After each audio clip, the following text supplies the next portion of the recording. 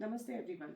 On the occasion of Vijay Kargil Divas, which is celebrated on 26 July, I, ISO Tejashwini Hazare of Innerweal Club of Belgaum, would like to share a small video with the Veer Naris, a small tribute to the brave sons of Mother India who sacrificed their life protecting their motherland from the enemies. The soldiers who have lost their lives in war have made the ultimate sacrifice, giving everything in service to their country. Their dedication and bravery leave a lasting impact on their families, communities, and the nation as a whole. For the Veer Naris, this loss represents a profound and enduring grief, marking a significant chapter in their lives filled with memories, challenges, and resilience. Interviewing these Veer Naris, providing an opportunity to honor and remember both the fallen soldiers and their loved ones left behind.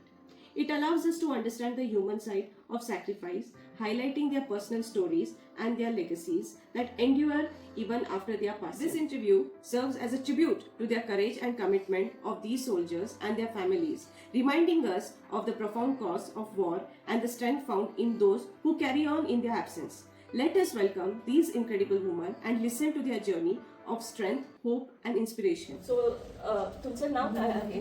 माझे नाव जयश्री सतीश सूर्यवंशी. माझ्या मिस्टरांचे नाव सतीश संभाजी सूर्यवंशी. हे जम्मू काश्मीरमध्ये चोर घटनामध्ये शहीद झालेले आहेत. Okay. त्यांनी शहीद झाल्यावर तुम्हाला बातमी त्यांच्या आल्यावर तुम्हाला कसं वाटलं? शहीद झाल्यानंतर त्यांचा फोन आला. फोन आल्यानंतर म्हणजे डोंगर कोसळल्यासारखं की माझी मुलं खूप लहान होती आणि माझी 5 महिन्याची होती. मुलगा माझा 2 वर्षाचा होता. तर 2 ऑक्टोबर 2001ला शहीद झाले. तेव्हापासून माझी 2 मुलं एकटी आहे. ओके. तुम्हाला असं कमांडिंग ऑफिसर कुठल्या युनिटमधून काय मदत मिळतो? तुम्हाला काय प्रोत्साहन देतो तुमच्या मैत्रिणीकडून? युनिटमधून पण खूप मदत मिळते आणि कमांडर ऑफिसर सेंटरमधून पण वर्षाला आमचं हे घेतात एक ब्रेकवर घेतात आणि ब्रेकवरला आमची चौकशी करतात की आमच्या मुलांची कशी आहात, तुम्हाला काही मदत पाहिजे काय मदत पाहिजे असेल तर तुम्ही आमच्याकडं सांगा. आणि कधी कधी म्हणजे आता सध्या 1 महिना आला नाही फोन, पण सतत महिन्याला आमचा फोन येतो सेंटरमधून की तुम्ही कसे आहात, तुमच्या पेशंटचे काय प्रॉब्लेम आहेत का, हेल्थ इश्यू ठीक आहे का, असा फोन येतो. तुमचं नाव? माझं नाव मी लक्ष्मी बर्मा फुटाळे. माझ्या मिस्टरांचं नाव ब्रह्मा कृष्णा फुटाळे. ते 2005 मध्ये शहीद झाले. तेव्हा माझी एक मुलगी 3 वर्षाची होती आणि एक 1.5 वर्षाची होती. तेव्हापासून मला कुणाचा आधार नाही, घरच्यांचा तरी मला आधार भेटला नाही. सासू असतात मी तेव्हापासून एकटीच राहते. तुमच्या माहेरीकडून तुम्हाला काय तर आधार आहे का? माहेरकडून मला माझे पप्पा माझ्याजवळच होते. मुलगी माझ्या मोठ्या मिस्टरून 10 वर्ष माझ्याकडे राहिली. मग आता तुमच्या युनिटमध्ये तुमच्या मैत्रिणी तुम्ही सगळे कसं एक वेळा तुमचं दुःख सुख असून दे काही असून दे तुम्ही कसं वाटून तुम्ही असं हे केलं? मी एकमेकांना आमचं दुःख सांगतोय आणि शेअर पण करतोय असं की म्हणजे काय पण झालं घरी काय असेल तरी पण आम्ही एकमेकाला हे करतोय असं. आणि युनिटमधून मला महिन्यातून एकदा कॉल येतो, सेंटरमधून पण येतो कसे आहे काय जरी लागलं तर सांगा आम्हाला असं म्हणून आम्हाला कॉल येतात. ह्या काळात तुमच्या समाजानं तुम्हाला कसे आधार दिला? म्हणजे तुमच्या जे वाईट काळात तुमचा समाज म्हणजे तुमचं मित्रचे समाज म्हणून तुमचे फ्रेंड्स म्हणून कोण पण नेते वाईट जे असतात त्यांना तुम्हाला त्यांच्याकडून कसा आधार मिळाला?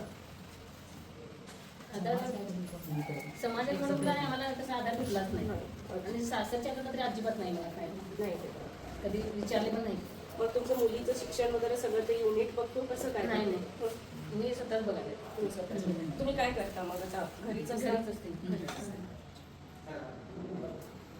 तुम्ही तुमच्या पतीची आठवणी कसे जगाना म्हणजे लोकांना तुम्ही काय म्हणून त्यांना सांगणार? तुमच्या पतीच्या आठवणीप्रमाणे त्यांनी काय शहीद होताना त्यांचे काय तर एक मोठं प्रशंसा असं की त्यांचं तुम्ही सम प्राऊड मुवमेंट त्यांचं काय तर तुम्हाला लोकांना काय तुम्ही हे करू शकता?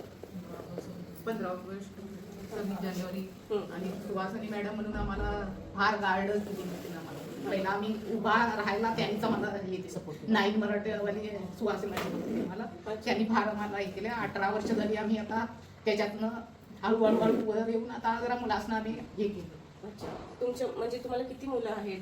एक मुलगा एक मुलगी आहे. एक मुलगा एक मुलगी. आता तुमची जे मॅडम आहेत सुहासिनी मॅडम त्यांनी तुमच्या कुठल्या ह्याच्यातून तुम्हाला असं मदत पुढं येतात त्यांना? मदत म्हणजे सर्व काय पण आम्हाला मदत असली काही असू दे 6 महिन्यात एकदा त्यांनी आम्हाला हे ठेवलं बेंगलोरला बोलवायचं आणि आम्हाला उत्साह द्यायचं. गाडी शिका, आम्ही साड्या घालत होतो, आता ड्रेस घाला आणि तुम्ही सगळं व्यवस्थित तुम्हाला आवरायला वगैरे येतंय. मी तर पॅरालिस पेशंट आहे तरी पण त्याच्यातनं हे केले. ओके.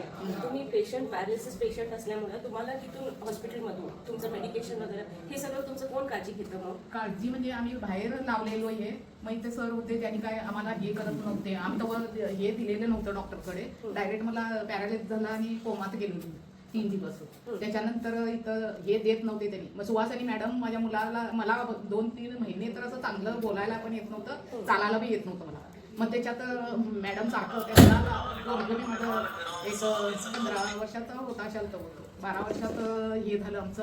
आणि त्याच्यातनं जरा फोन पिन उचलायला मला जमतच नव्हतं हे करायला वगैरे. मग माझ्या मुलाकडे मॅडम फोन करत होत्या सारखं तू इशियतला जा आणि ते सगळं डॉक्युमेंट मला पाठव वगैरे.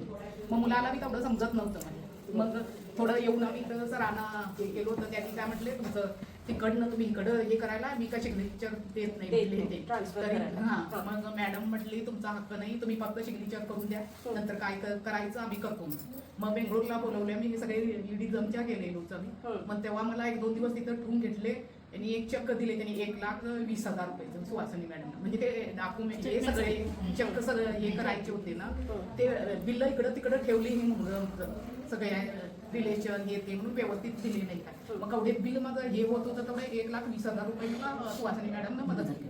आता तुम्हाला तब्येत तुमचं बरं आहे असं म्हणजे तुम्हाला आता आणि काय असं त्रास आहे का? आहे म्हणजे ते शुगर बीपी जरा जास्त कमी होते. सुभाषिनी मॅडम पण त्या एक फाउंडेशन आहे सेवा, त्याग आणि देशभक्ती, वर्तमान आणि भाव पडलेला कोणतेही संदेश तुम्हाला लोकांना द्यायचा आहे का? असं सगळे मिळून एक काय तर संदेश तुम्हाला लोकांना द्यायचा आहे का? संदेश लोकांना असा द्यायचा आहे की आम्हाला एक वेगळ्या नजरेतून ते आम्हाला बघतात. तर तुम्ही आम्हाला सगळ्यांना जसं दुसऱ्या इतर स्त्रियांना बघतात त्या नजरेतून तुम्ही आम्हाला बघा. आम्हाला नाही म्हणजे कसं त्यांच्याकडे पैसा भरपूर आहे, पैसा सर्व काही गोष्टी काय आता आजारी पडू किती जरी पैशांच्या साईडला आले तर विचारणार कोण नसते मला.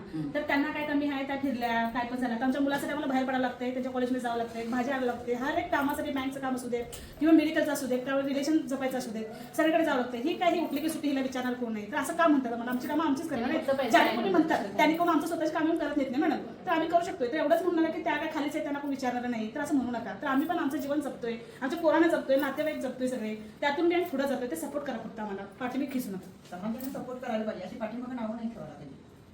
पैसाच म्हणजे सर्व काही नसते. सर्व काही नसते. अगदी बरोबर. पैसा हा जो लग्न म्हणून 2 वर्ष 4 वर्ष झालीच नाही तोपर्यंत माझे मिस्टर गेले 4 वर्षात. तेव्हापासून आम्ही आमचं एकटं जीवन जगतोय मुलांना घेऊन. सगळं जे आमच्या वाट्याला दुःख येईल सुख येईल ते आम्ही घेतच पुढे जातो. आम्हाला सपोर्ट केला पाहिजे समाजाने. तुम्हाला लोकांना आणि आदल्याच्या पिढीच्या मुलांना काय तुम्हाला द्यायचं आहे संदेश? एक संदेश असं काय तर द्या आजच्या मुलांना, ते की त्यांना प्रोत्साहन करायचं की त्यांनी पण पुढं कसं जायला हे करू शकतात. मार्ग एक चांगला मार्ग. एक मॅडम हे आहे की आम्ही शहीद झाले म्हणून आम्हाला पहिला हे वाटलं, दुःख झालं, भरपूर हे झालं. मला 1.5 महिना आमचं ब्रेक मिळालं नव्हतं, तरी मला एवढं हे होतं. मग कधी हे वाटत नव्हतं. खरं आता मला शहीद झालेत, खरं आम्हाला कुठे पण बोलवतात आणि आमचा सत्कार करतात. शिवच मला मोठा वाटतोय. आता कुठे तर कुठली तर सर्व्हिस करून मिस्टर मध्ये गेले असते तर एवढं हे करले नसते. खरं आता आम्हाला अभिमान वाटतोय. आता आम्हाला एवढं बोलवतात आणि हे करतात. अभिमान वाटतो. दुःख हे तितकंच आहे पण अभिमानी आहे. आणि आर्मीमध्ये जायसाठी कुणी पाठीमागं पाहिजे तर देशाची सेवा करायसाठी पुढे जातो. माझे नाव रूपा राजाभाऊ देवण. 2008 मध्ये माझे मिस्टर शहीद झाले. मिस्टरचं नाव राजाभाऊ शकुपा देवण. जितकं म्हणजे माझे 2च वर्ष फक्त लग्न होऊन झालेलं, 3रं वर्ष स्टार्ट होऊन झाले. 1 वर्ष फक्त म्हणजे 1 वर्ष 6 महिने फक्त सोबत होतो आम्ही फैजाबादला.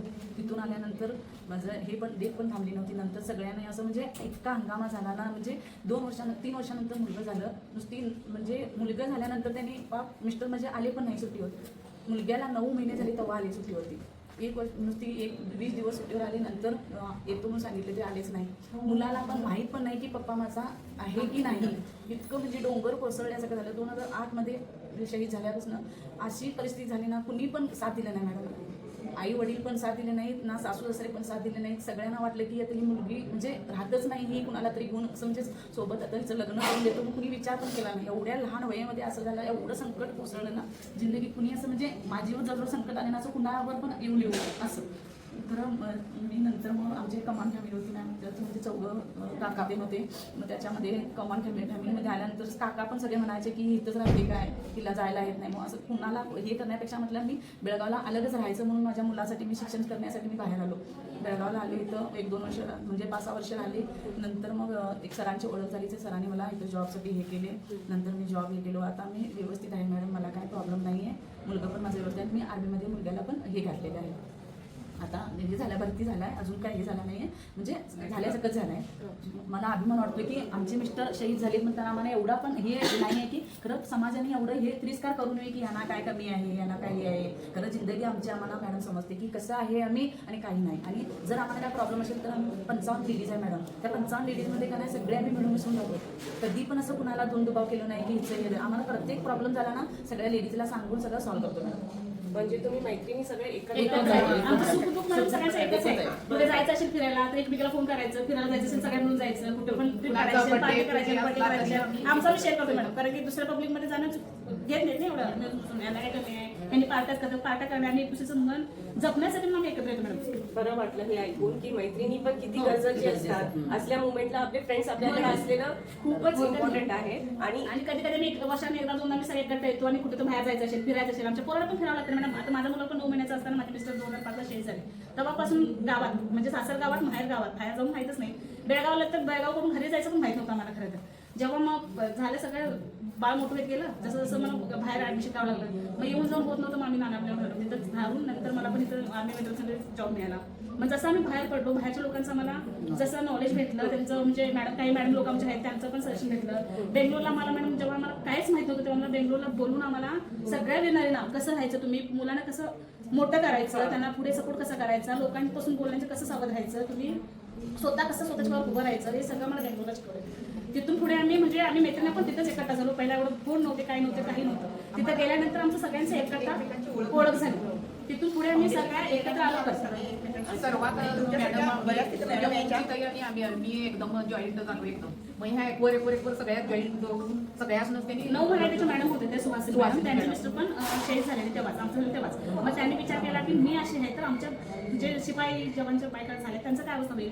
त्यांनी विचार करून आमच्या सगळ्या सर्व लेडीजना पूर्ण ऑल कर्नाटका, आता महाराष्ट्र पण त्यांनी करायला, त्यांना एकट्ठा करून त्यांना बोलून ज्यांचे कार्ड बनले नाही ना, कुणाचं कॅन्टीन कार्ड नव्हतं, बँक पासबुक नव्हतं, ATM कार्ड नव्हतं, अशा सगळ्या लेडीजना बोलून त्यांचे सगळं माझं A to Z त्यांना म्हणजे कसं थांबायचं. आताच्या बायकांना सगळं माहिती आहे, आधार होता. आता भरपूर माहिती आहे. जेव्हा आम्हाला काहीच माहित होतं त्यावेळेला मला शून्यातून आमचं विश्वनिर्माण त्याने केलं.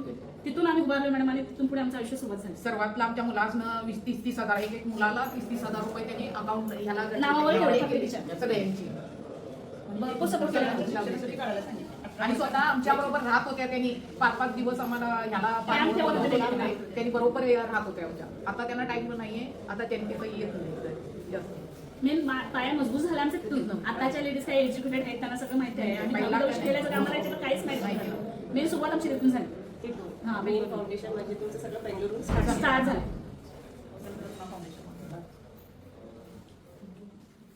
थँक्यू. फार बरं वाटलं तुमच्याशी बोलल्याबद्दल. तू हाथों में भर के चला बिजलियां, तूफान भी सोचे जिद तेरी कैसी, ऐसा जुनू है किसी में कहा। बहता चला तू, उड़ता चला तू, जैसे उड़े बेधड़क आंधियां। बहता चला तू, उड़ता चला तू, जैसे